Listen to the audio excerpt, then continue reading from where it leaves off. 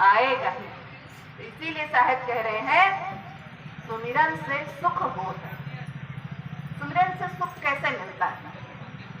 ये एक मनोवैज्ञानिक प्रक्रिया है। देखिए, जब जीव पूर्ण भाव से साहिब के नाम का सुमिरन करता है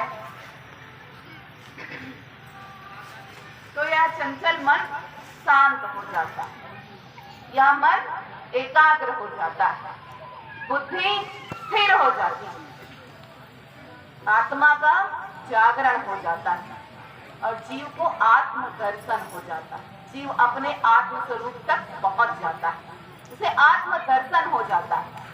और आत्मा का स्वभाव है क्या? आत्मा आनंद रूपा, सुख रूपा, ईश्वर अंश जीव अविनाशी, चेतन अमल सहज सुख राशि। यह जीवात्मा उस परमात्मा का अंश है।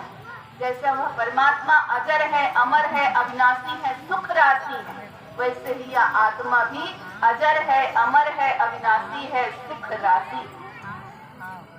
तो आत्मा का स्वभाव आनंद रूपा, प्रेम रूपा। अब इसको इस प्रकार से समझे कि यदि कोई हमसे कहे कि तुम क्रोध में 24 घंटा रह सकते हो, तो हम कहेंगे नहीं, क्रोध में 24 घंटे रहेंगे तो मांसपेशियां क्या कहेंगी, सिर ही फट जाएगा, सिर की सारी नसें फट जाएंगी। 24 घंटे हम क्रोध भाव में नहीं रह सकते। फिर अगर कोई हमसे पूछे कि क्या तुम घृणा भाव में 24 घंटे रह सकते हो, तब भी हम यही कहेंगे नहीं भाई, 24 घंटे घृणा भाव में कैसे रह सकते हैं, पागल हो जाएंगे, इतना घृणा मन में रखेंगे, या तो संभव नहीं। पर यदि कोई हमसे पूछे कि प्रेम भाव में, आनंद भाव में 24 घंटे रह सकते हो, तो हम क्या उत्तर देंगे? प्रेम भाव में 24 घंटे क्या, पूरा जीवन भर रह सकते, क्योंकि यही हमारा आत्म स्वरूप है, यही हमारी आत्मा का स्वभाव है, आनंद रूपा। इस मन का स्वभाव होता है कि ये जैसे सोचता है, जैसा चिंतन करता है, वैसा ही हो जाता है।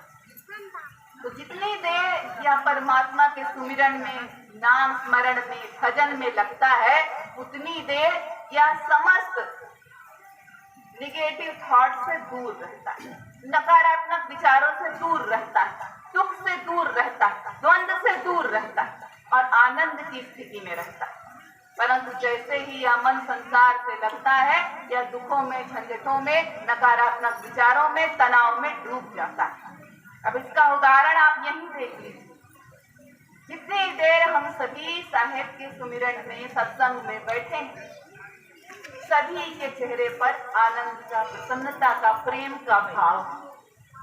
सभी साहेब के नाम का स्मरण कर रहे हैं, भजन गा रहे हैं, साहेब की भक्ति कर रहे हैं, तो उतनी देर संसार की कोई चिंता नहीं। साहेब के सुमिरन में, भजन में डूबे, सब आनंद रूप में बैठे, चिंता मुक्त बैठे हैं, सबके चेहरों पर मुस्कान खिली हुई।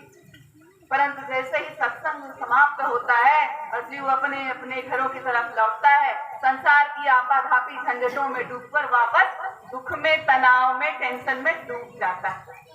तो कारण यही है कि यह मन सांसारिक विषय विकारों की तरफ ही भागता है, जहां उसे सिर्फ दुख ही दुख मिलेगा। यह जानते हुए भी यह मन सांसारिक विषयों की तरफ सहजता से भागता है। तो इस मन को सांसारिक विषयों से मोड़कर सद्गुरु की भक्ति में, भजन में, नाम स्मरण में लगाना पड़ेगा, तभी जीवन में सुख आए। तो जीवन में यदि सुख प्राप्त करना है तो इन सांसारिक विषय विचारों की तरफ न भागते हुए अपने जीवन के मूल्य को समझना है और साहेब के नाम का स्मरण करना है, तभी जीवन में सुख होगा, तभी जीवन से दुख जाएगा और तभी परम पद की प्राप्ति। यह नाम स्मरण की महिमा है। सभी संतों ने, सभी धर्म ग्रंथों में, सभी ऋषियों मुनियों ने एक स्वर में नाम स्मरण की महिमा का गुणगान किया। देखें, तुलसीदास जी कहते हैं, कलयुग केवल नाम आधारा, सुमिर सुमिर नर उतरे पारा। इस कलयुग में सिर्फ साहेब के नाम का ही सहारा, इस सहारे के साथ जीव विभव सागर को पार कर सकता। अन्यत्र भी वे कहते हैं, राम न सके नाम गुण गाई, कहलक कहो नाम बढ़ाई। साहिब के नाम की यह महिमा। वहीं नानक जी कहते हैं, नानक नाम जहाज, इस भव सागर से पार उतरने के लिए जिस जहाज पर जीव बैठकर इस विकराल भव सागर से समुद्र से पार उतर सकता है, वह साहेब का नाम। नानक दुखिया सब संसारा, सुख वाके जाके नाम अधारा। इस संसार में जिसके पास साहेब का नाम नहीं, वह इस संसार में महादुखी, और जिसके पास साहेब का नाम है वही इस संसार में सुख में है, आनंद में। कहते